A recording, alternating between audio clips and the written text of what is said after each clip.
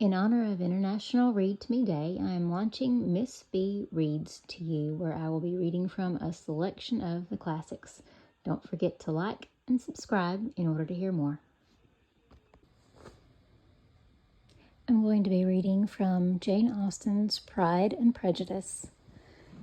Chapter 1.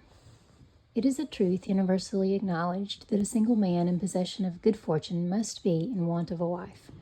However little known the feelings or views of such a man may be on his first entering a neighborhood, this truth is so well fixed in the minds of the surrounding families that he is considered as the rightful property of some one or other of their daughters. "My dear Mr. Bennet," said his lady to him one day, "have you heard that Netherfield Park is let at last?" Mr. Bennet replied that he had not.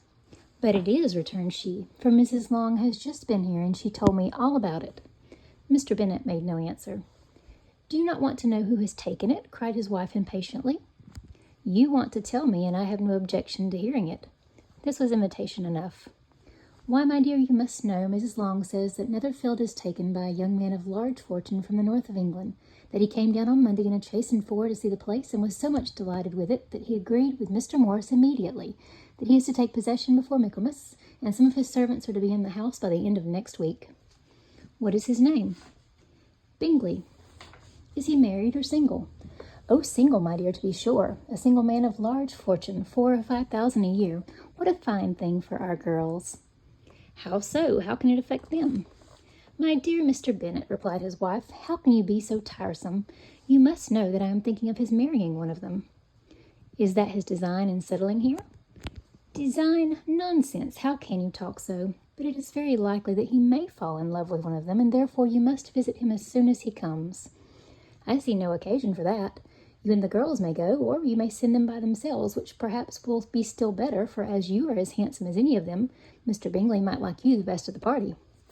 "My dear, you flatter me. I certainly have had my share of beauty, but I do not pretend to be anything extraordinary now. When a woman has 5 grown-up daughters, she ought to give over thinking of her own beauty." "In such cases, a woman has not often much beauty to think of." "But, my dear, you must indeed go and see Mr. Bingley when he comes into the neighborhood." "It is more than I engaged for, I assure you." "But consider your daughters. Only think what an establishment it would be for one of them. Sir William and Lady Lucas are determined to go merely on that account, for in general you know they visit no newcomers. Indeed, you must go, for it will be impossible for us to visit him if you do not." "You are over-scrupulous, surely. I dare say Mr. Bingley will be very glad to see you, and I will send a few lines by you to assure him of my hearty consent to his marrying whichever he chooses of the girls, though I must throw in a good word for my little Lizzie." "I desire you will do no such thing. Lizzie is not a bit better than the others, and I'm sure she's not half so handsome as Jane, nor half so good-humored as Lydia, but you are always giving her the preference." "They have none of them much to recommend them," replied he.